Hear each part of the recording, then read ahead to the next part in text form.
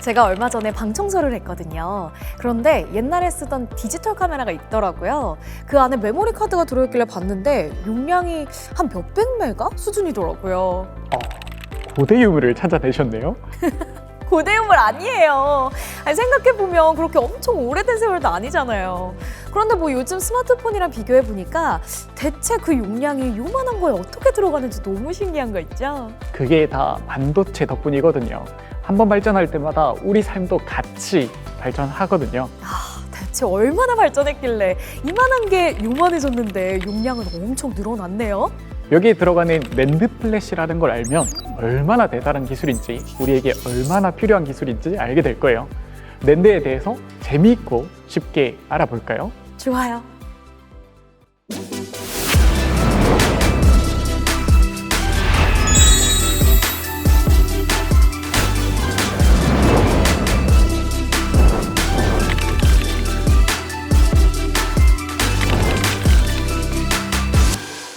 디지털화된 세상에서 없어서는 안 될 반도체죠. 단 한순간도 우리와 떨어지지 않는 낸드 플래시에 대해 자세하고 재밌는 이야기를 들려주실 윤재훈 TL님, 권수민 TL님 나와주셨습니다. 안녕하세요.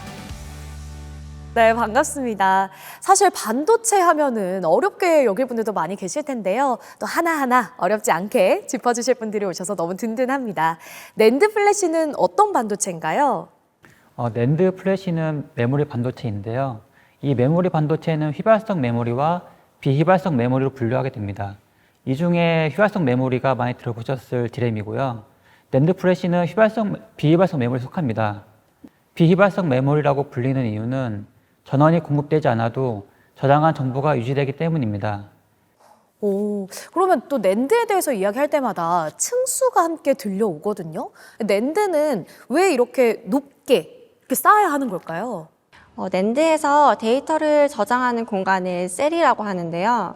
이제 한 개의 셀은 이제 한 빛의 데이터를 저장하고 있습니다.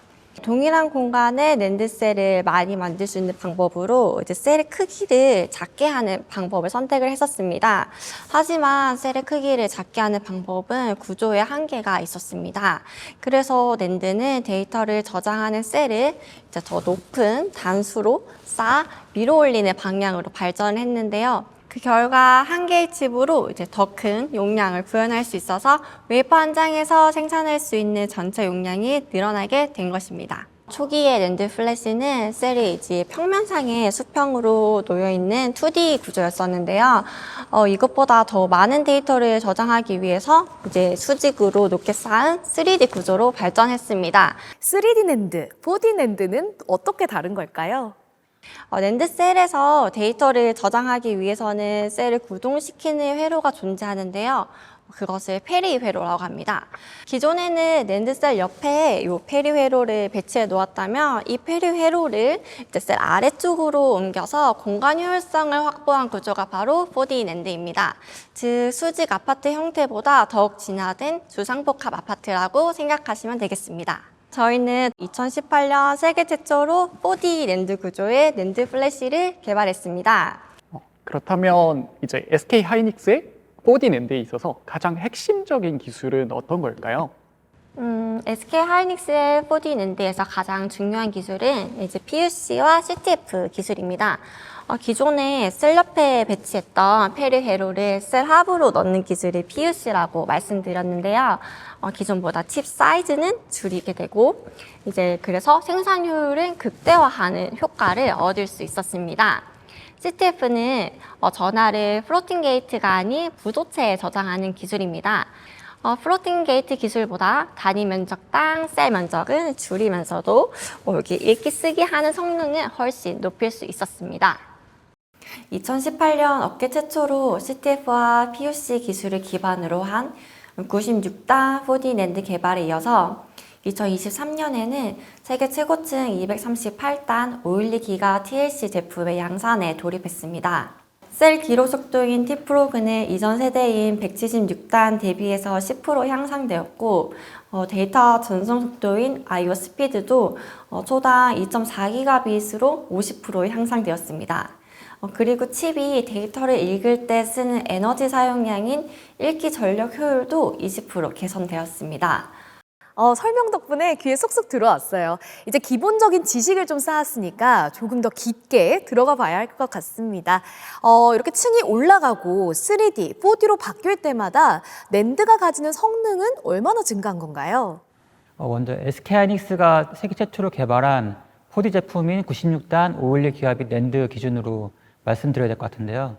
이 제품은 이전 제품인 72단 511 기가빗 3D 낸드보다 칩 사이즈는 30% 이상 줄였고요.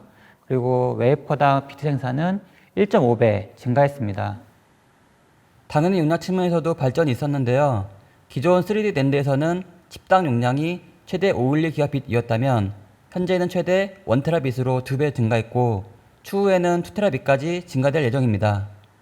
특히 최근 개발에 성공한 321단 4D 낸드 기준으로 봤을 때 72단 3D 낸드 대비 생산 효율은 약 3배 높아졌고 데이터 전송 속도는 초당 3200Mbps까지 4배 이상 향상하면서 원가, 성능, 품질 측면에 세계 톱 클래스 경쟁력을 확보하였습니다. 챗GPT도 프로필 사진을 만들어주는 생성형 AI도 낸드의 기술력이 더 좋아지고 있는 이유인데 지금 같은 생성형 AI 시대에 낸드는 어떤 역할을 하나요? AI형 서버를 구축하려면 기존 제너럴 서버 대비 4배에서 8배 많은 고용량 낸드를 채용하고 있는데요. 특히 AI는 고속 연산이 반드시 필요하게 됩니다. AI 학습을 위해 크고 다양한 형태의 데이터를 저장하고 그 과정에서 발생하는 병목 현상과 전송 속도 문제를 해결할 수 있습니다. AI 연산에 필요한 서버용 GPU는 저장소에서 데이터를 가져가는데 이 저장소는 학습을 위한 부분 데이터와 결합값이 조합된 데이터를 함께 보관하기 때문에 고용량 낸드를 채용할 수밖에 없습니다. 스마트폰이나 PC 등 디바이스 자체에서 AI 기능들이 추가되면서 CPU, AP 업체들은 AI 기능을 포함한 제품을 출시할 텐데요. 그만큼 AI 지원 적합한 고용량, 고성능 낸드가 필요하게 될 것입니다. 만약에 정말 발전된 낸드가 등장한다면 우리 삶은 어떻게 바뀌고 과연 어떤 변화까지 이뤄낼 수 있을까요? 시간이 지나 발전된 낸드가 등장하고 대중화가 된다면 모든 저장 장치에 주는 낸드가 될 것이라고 생각합니다. AI의 고도에 따라 일반 텍스트에서 이미지, 비디오로 용량이 증가하면서 데이터 저장소에 가장 큰 영향이 미칠 것입니다.